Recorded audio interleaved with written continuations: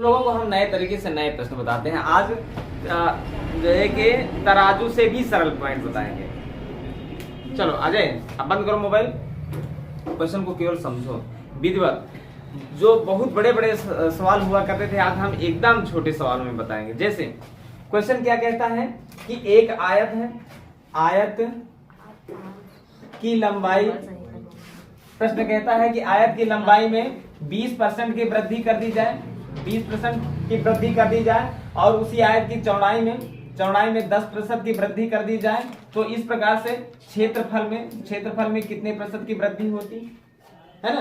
प्रश्न हमारा है कि एक आयत की लंबाई में ये 20% की वृद्धि कर दी जाए, चौड़ाई में जो है कि 10% की वृद्धि कर दी जाए, तो क्षेत्रफल कितना बढ़ेगा। यह प्रश्न ये भी होता है कि एक संख्या में 20% की वृद्धि कर दी जाए, दूसरी संख्या में 10% की कमी कर दी जाए, तो कुल मिलाकर के उसके गुणनफल में क्या परिवर्तन होगा, है ना। तो हम इस सवाल को कैसे लगाते हैं, देखो होता क्या है, जैसे 20% वृद्धि माने 20 और प्लस 10% वृद्धि माने 10 और फिर प्लस माइनस 20 गुणे 10/100, ये वाला रूल प्रयोग करते हैं, है ना। देखो 20 और 10 मिलकर के 30 होता है और फिर प्लस, भाई प्लस प्लस का गुणा प्लस ही होगा, है ना। अगर एक जगह पे माइनस होता, एक जगह प्लस होता तो माइनस का प्रयोग होता, और दोनों जगह पे माइनस होता तो भी प्लस का प्रयोग होता, तो 2 एक कम 2, जवाब रहा 32% के बराबर। जो क्षेत्रफल हमारा होगा वो 32% बढ़ेगा। लेकिन यहाँ पर क्या है, हम प्लस माइनस का प्रयोग करते कभी चूक जाते हैं। जैसे अब एक और प्रश्न है ना, इसको भी बताएंगे। और दूसरा प्रश्न, जैसे एक आयत की लंबाई में जो है कि 10% की कमी कर दी गई है ना, और फिर जो है कि चौड़ाई में 5% की वृद्धि कर दी गई। अब उसके क्षेत्रफल में क्या परिवर्तन होगा, प्रश्न ये है। अब हम यहाँ पर क्या करते हैं, 10% कमी माने माइनस का 10 लिखते हैं और 5% वृद्धि माने प्लस का 5 लिखते हैं, और फिर यहाँ पर प्लस माइनस लिखते हैं, माइनस का 10 गुणे प्लस का 5/100 लिखते हैं, है ना। ये तो प्रक्रिया करते हैं। अब पहले इसको हल कर लें, इतना माइनस का 10 और प्लस का 5, एक संख्या जब माइनस की एक संख्या प्लस की होती है तो हम यहाँ पर दोनों को घटाने का काम करते हैं, और जब घटाते हैं तो होता क्या है, घटाते हैं तो जो निशान होता है वो बड़ी वाली संख्या का होता है। हम आगे बढ़ जाते हैं, 0 से 0 को काट दिए और 10 से इसको काटेंगे तो एक अंक बाद दशमलव लग जाएगा। 5 का 1 से गुणा होगा तो 5 एक कम 5 माने 0.5, ये प्लस में है ये माइनस में, और प्लस माइनस का गुणा माइनस होता है ना।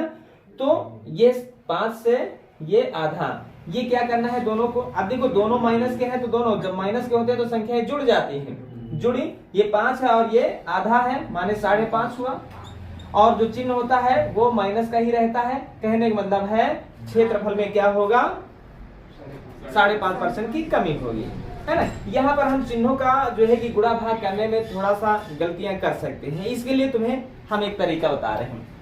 वो तरीका क्या है, चाहे जैसा सवाल हो, चाहे वो आयत पर संबंधित हो, चाहे वर्ग पर, चाहे वृत्त पर, किसी पर से संबंधित हो, चाहे संख्याओं पर आधारित हो। क्वेश्चन कहते हैं एक संख्या में 20% की वृद्धि, दूसरी संख्या में 10% की कमी कर दी जाए तो उसके गुणनफल में क्या परिवर्तन होगा। कह दिया जाए कि एक संख्या में 40% की वृद्धि कर दी गई, दूसरी संख्या में 50% की कमी कर दी गई, तो कुल क्षेत्रफल में क्या परिवर्तन होगा। तो कुछ करने की जरूरत नहीं, देखो क्वेश्चन को समझो। यहाँ पर पहले हम इस वाले क्वेश्चन को समझें। कह रहा 20% वृद्धि, 20% वृद्धि का मतलब होता है 120, वृद्धि माने 100 में जोड़ करके और कमी माने 100 में घटा करके। बात क्लियर हुई।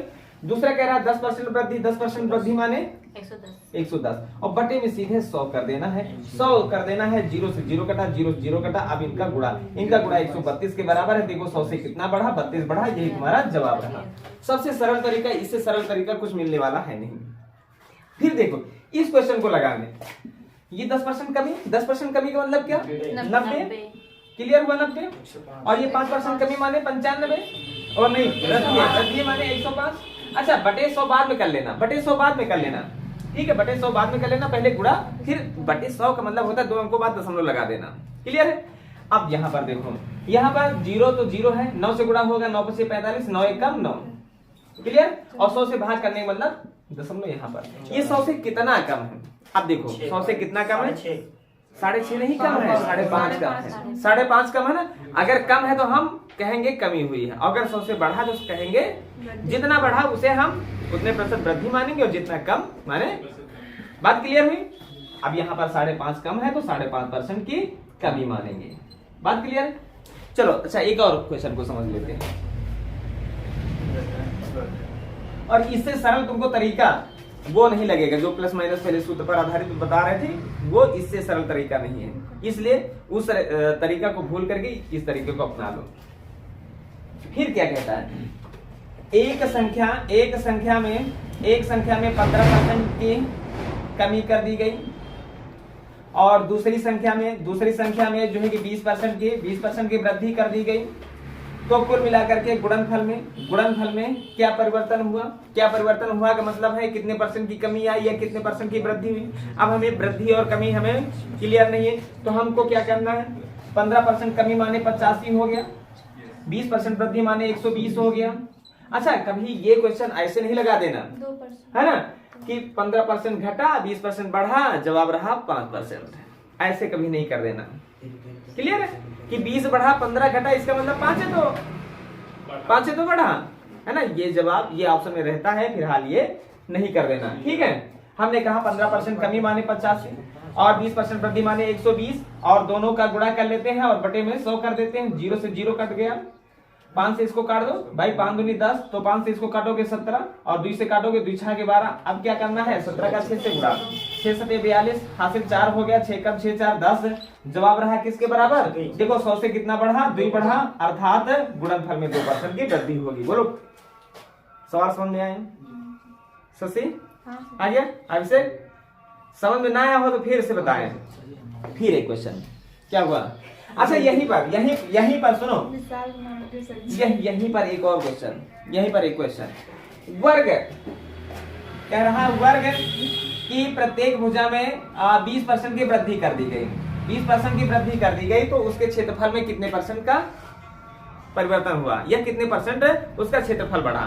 तो अब यहाँ पर क्या करोगे, क्या कि 20% वृद्धि संख्या तो एक ही दी है, तो हम बता दे रहे हैं, वर्ग हो या वृत्त हो, वर्ग की चारों भुजाएं बराबर होती हैं। जब हम सब में परिवर्तन करेंगे तो इसका मतलब देखो, एक भुजा में परिवर्तन अगर कर दिए, एक भुजा को बढ़ा दिए, तो ये आयत बन करके तैयार होगा। हमें वर्ग चाहिए, तो इसका मतलब इसमें जब परिवर्तन किए तो हमें इसमें भी परिवर्तन करना है, माने लंबाई में परिवर्तन किए तो चौड़ाई में परिवर्तन करना है, तभी वो वर्ग कहलाएगा। और जितना परिवर्तन लंबाई में कर रहे हैं उतना ही चौड़ाई में कर रहे हैं। इसका मतलब है क्या, 20% वृद्धि हुई, तो इसका मतलब है 120 गुणे 20% वृद्धि, ये अपने आप में मान लो, लंबाई में 20% वृद्धि हुई है तो चौड़ाई में हमें अपने आप में करना है 120 और बटे में 100, 0 0 0 0 और 12 12 में 144, तो 144 का मतलब है 40% की वृद्धि हुई। बात क्लियर है? ये वर्ग और वृत्त दोनों पर काम करेगा। बोलो अब भी कहीं पर डाउट हो रहा है ना? एक बार फिर एक आयत की लंबाई में 10% की वृद्धि कर दी गई, 10% की वृद्धि कर दी गई, और उसकी चौड़ाई में 20% की कमी कर दी गई। उसके क्षेत्रफल में क्या परिवर्तन हुआ, हमें क्या करना है, 10% वृद्धि माने 110 लिख देना है, 20% कमी माने 80 लिख देना है, और जवाब तुम्हारे सामने होगा भाई 100 का मतलब है 0 से ये 0, 0 से ये 0, 11 है 88। देखो 100 से कितना कम, 12 कम, यही 12% की कमी हुई है। बोलो अभी कोई दिक्कत? चलो क्वेश्चन को हल करते हैं फिर।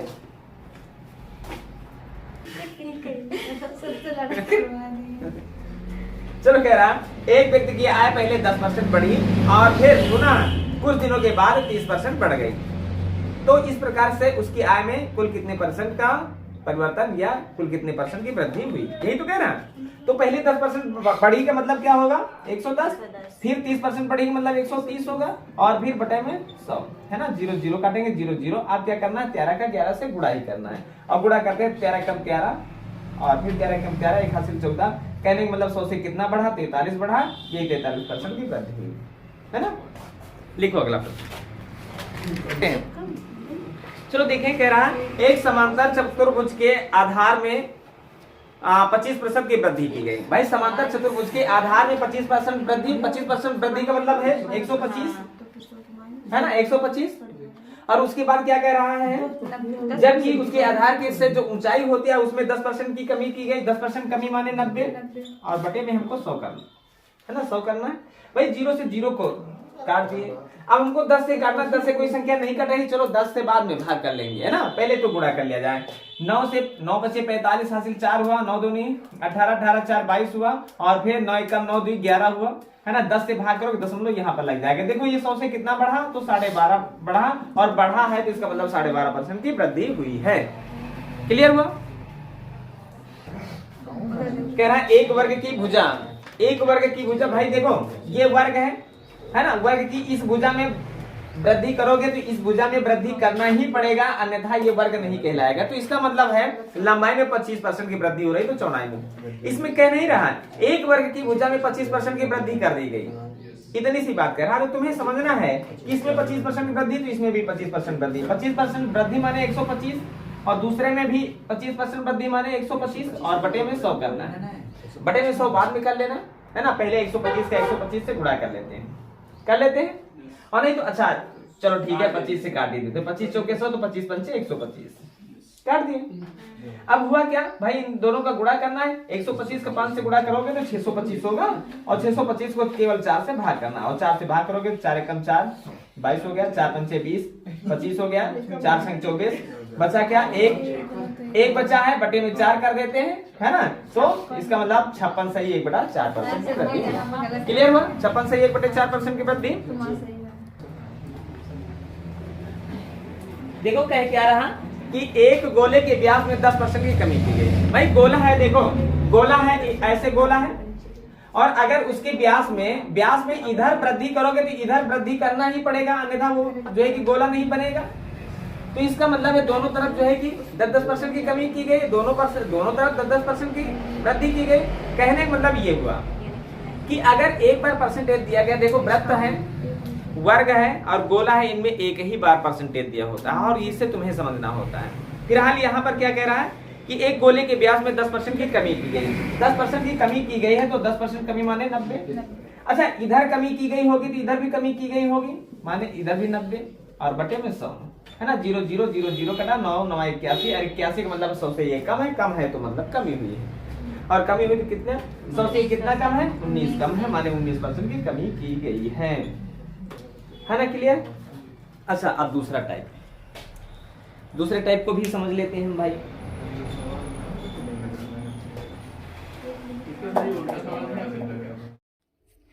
इन सवालों के जवाब आप सभी कमेंट बॉक्स में दें।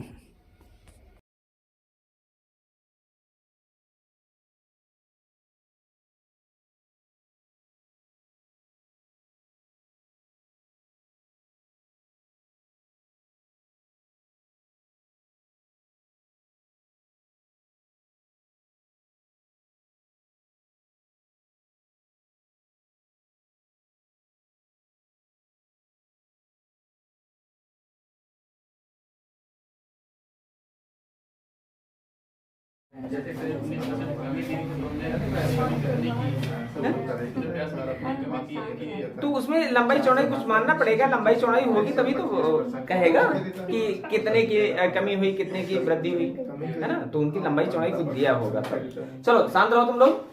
अच्छा अब हम प्रश्न करते हैं, आगे बढ़ते हैं चुनाव वाले से, है ना।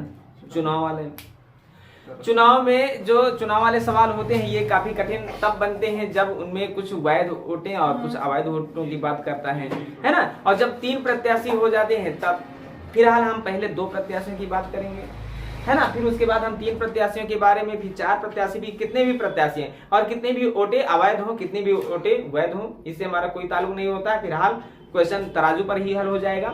जैसे कोई चुनाव होता है तो सदैव कितने परसेंट वोटें पड़ती हैं 100% वोटें पड़ती हैं। जैसे 2 लोग हैं और 2 लोगों में अगर एक पा रहा है 42% वोटें, तो जाहिर सी बात है 100% वोटें पड़ती हैं और 100% वोटों में 50% जो है 50 उसका आधा होता है, माने 50 से जो कम पाएगा वो हारेगा, 50 से जो ज्यादा पाएगा वो जीतेगा। अच्छा 50 से कम वाला भी कभी कभी जीत जाता है, लेकिन कब, जब कुछ वोटें अवैध हो, है ना। और यह 3 प्रत्याशी हो तो फिलहाल कहने का मतलब 2 प्रत्याशी हैं और कोई अवैध वोट नहीं है तो 50 से ज्यादा वाला जीतेगा, 50 से कम वाला हारेगा। अच्छा एक 42 पा रहा है तो दूसरा क्या पा रहा है 58 पा रहा है। क्लियर है? इसलिए कि ये जीत रहा है और ये हार रहा है। और यहाँ पर ध्यान देना, हार और जीत दोनों का जो योग होगा वो 100% के बराबर होगा। अच्छा, ये जीत रहा है तो किससे जीत रहा है? इससे। और ये हार रहा है तो किससे हार रहा है? इससे ना। पहले पॉइंट को समझ लेना, और बड़े सरल पॉइंट है, इस तरह से तुमको चित्र बनाने की जरूरत नहीं है। अब ये जीत रहा है तो कितने % से जीत रहा है देखो, और ये हार रहा है तो कितने % से हार रहा है। तो देखो 8 से 2 घटाएंगे 6, और 5 से 4 घटाएंगे तो 1, 16% से हार जीत का निर्णय हो रहा है। फिर देखो एक दूसरा चुनाव, और उसमें कोई पा रहा है 40%। भाई 100% वोटें होती, अगर एक 40 पा रहा है, एक 40 पा रहा है तो इसका मतलब दूसरा कितना पाएगा? 60 पाएगा। और यहाँ पर हार जीत का निर्णय कितने % से होगा? क्लियर है? 20% से। बात क्लियर हो रही?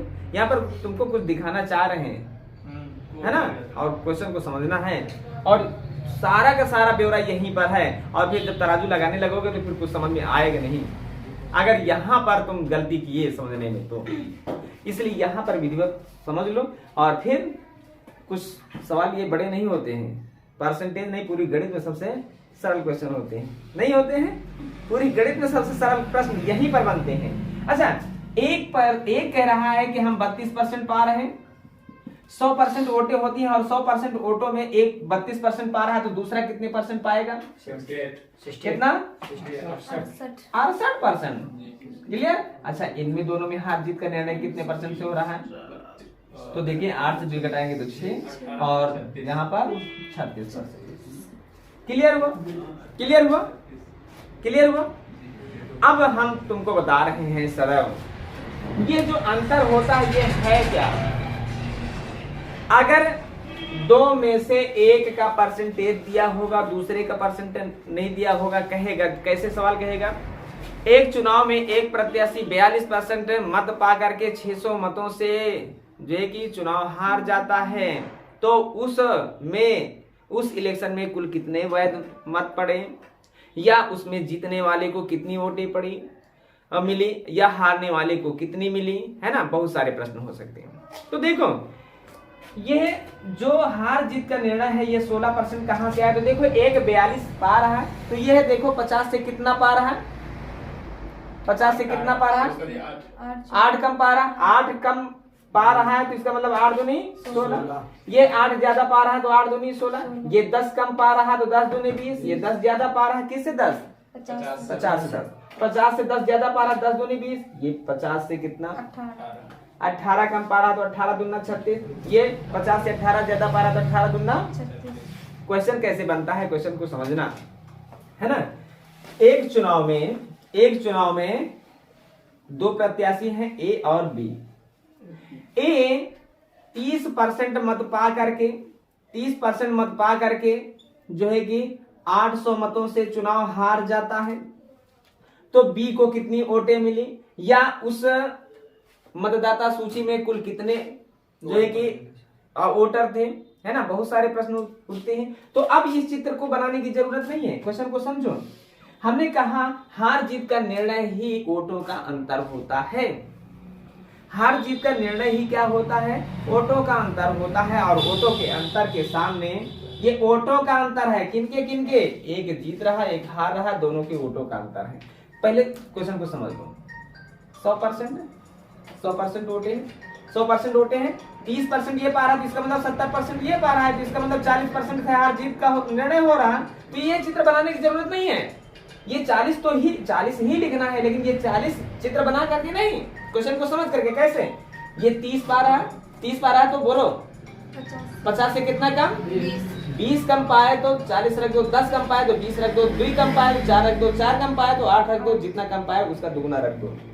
कहने का मतलब ये 20 कम पा रहा है, 40 रख दिया। अब ये एक चीज बताओ, हमने कहा 50 से कम वाला हारेगा। अब अगर क्वेश्चन हो जाए कि जीतने वाला प्रत्याशी कितने मत पा रहा है, जीतने वाला प्रत्याशी कितने मत पा रहा है, तो क्या करोगे भाई? एक 30 पा रहा है तो जान रहे हो दूसरा 70 पाएगा, जीतने वाला 70 पा रहा है, घर से 70 रख दो। हारने वाला कितने पा रहा है तो ये जान रहे हो, जो ये है ए वो हार रहा है, तो हारने वाले का परसेंटेज रख दो। और कुल वोटिंग की बात कर रहा है, देखो किसका है, इसका है सुमित, इसका फोन है। नेम का तो है वीडियो कॉलिंग आ रही है। चलो सुनो, यहाँ पर जो है कि क्या कह रहा है, यहाँ पर क्या कह रहा है, अगर कुल मतदाता सूची में कितने नाम शामिल हैं तो कुल मिला के 100 रख देते हैं। अब देखो सारे के सारे पॉइंट निकल आएंगे। 40 दूना 80 जीरो के बराबर रहा। अब जीतने वाले प्रत्याशी को 0 गुणे 0 माने डबल 0, 7 दूनी 14, जीतने वाले को 1400 मिले, हारने वाले को 0 0 डबल 0, 3 दूनी 600 मिली। तो इसका मतलब जीतने वाले को 1400, हारने वाले को 600, कुल मिला के वोटें कितनी पड़ी, तो इसका मतलब 2000। देखो 2000 आता है कि नहीं, 100 से 20 का गुणा करोगे तो 2000 है ना। ऐसे में चुनाव का कोई भी सवाल बड़ी आसानी से लगाया जा सकता है। बोलो कहीं पर कोई दिक्कत हुई? चलो अगर दिक्कत नहीं है तो फिर क्वेश्चन को हम हल करते हैं। बस बहुत आगे जाओगे। कह रहा है एक चुनाव में 2 उम्मीदवार थे, जीतने वाले उम्मीदवार को 65% मत मिले और वह 900 मतों से चुनाव जीत गया।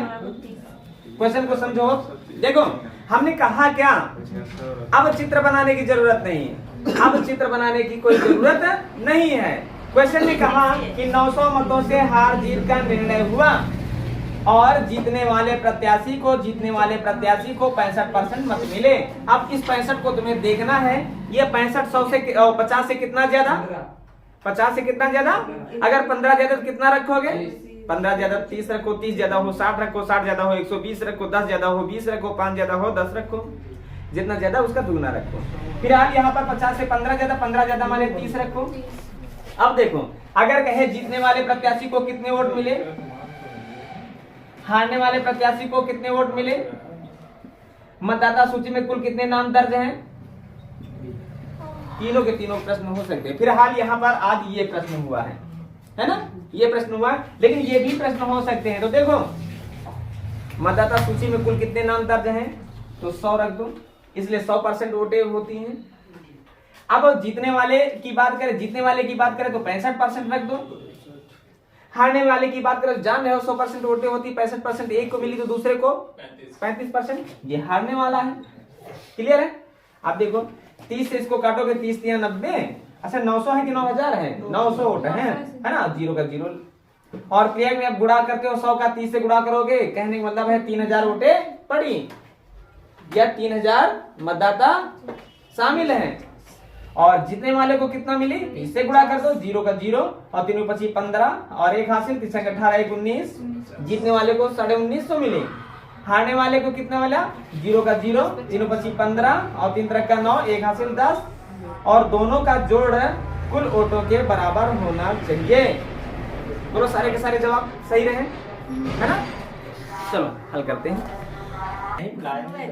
अभिषेक कितना आया, 8000 आ गया।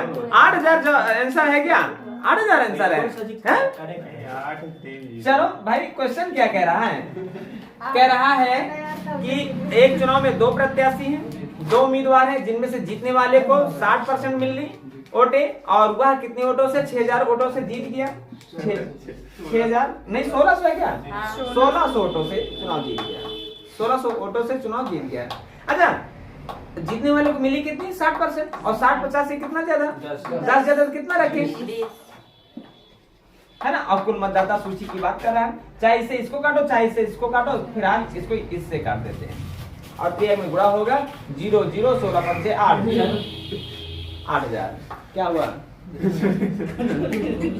7। देखो एक चुनाव में 2 उम्मीदवार हैं, जिनमें से एक उम्मीदवार को 40% मत मिलते हैं और वह 2980 वोटों से हार जाता है। 2980 वोटों से हार जाता है और मिलते हैं 40% उसे। तो 40% को देखते हैं, 40% ये 50 से कितना कम है, 10 कम है, तो कितना रखें, 20 रखें। लेकिन यहाँ पर क्वेश्चन अब यहाँ पर चेंज हुआ है कि कुल संख्या नहीं पूछी, वोटों की कुल संख्या नहीं पूछी है, और कुल नहीं पूछी तो 100 नहीं रखेंगे। ये हम जान रहे हैं 100% वोटें होती हैं और 100% में हारने वाला 40 पारा तो जीतने वाला 60 पारा है, माने इसका 3 गुना। तो इसका जवाब रहेगा 3 गुना, जैसे 20 3 60 और क्रिया में गुणा होगा तो 3 0 0 3 8 24 3 9 27 28 29 और 3 दूनी 6 और 6 2 8, माने 8940 वोट। एक और लास्ट सवाल लगा लेते हैं और फिर चलो क्वेश्चन को हल करते हैं भाई। 11-20 कह रहा है एक चुनाव में दो प्रत्याशी हैं और एक को 84% मत मिलते हैं और वह कितने 4760 मतों से चुनाव को जीत जाता है। अब देखो इसके सामने क्या रखोगे, ये 84 50 से कितना ज्यादा 34 ज्यादा, तो क्या रखोगे 68 68 के 78 भाई ये देखो यह कितना ज्यादा 50 से कितना ज्यादा 50 से कितना ज्यादा, ये केवल बताओ 50 34 ज्यादा, और 34 ज्यादा तो इसका दुगुना 68 रखेंगे कि 78 68 रखेंगे, बार 78। लेकिन सर बताने का आंसर 11-20 से आओ। चलो ठीक है, 11-20 सही है। अब हम पता नहीं देखते हैं। अच्छा सुनो, ये तो भाई जीत रहा है, तो हारने वाला कितना 16% पा रहा है, हारने वाला 16% पा रहा है। क्लियर हुआ? अच्छा इसको काट देते हैं भाई, ये किससे कट रहा है, कितने 7 से जी 7 से कट रहा है। 17 से सर जी काटो, 17 चौके, चलो 17 से काट दे, 17 चौके 68, 17 दूना 34, 34 बचा क्या 13। क्लियर? 17 के पहाड़ा 136 से ज्यादा हो, 17 सत्ते जी 17 अट्ठे, यही देखो पहाड़ा है 17 पहाड़ा। फिर 4 से इसको चाहे काट दो चाहे इसको काट दो, फिलहाल इसको ही काट देते हैं। 4 चौक 16, त्रियक में गुणा होता है और गुणा होता है तो 4 शून्य 0, 4 बटे 32 और यहाँ से 3, 4 दूनी 8, 8 3 11, जवाब रहा 1120 के बराबर 1120।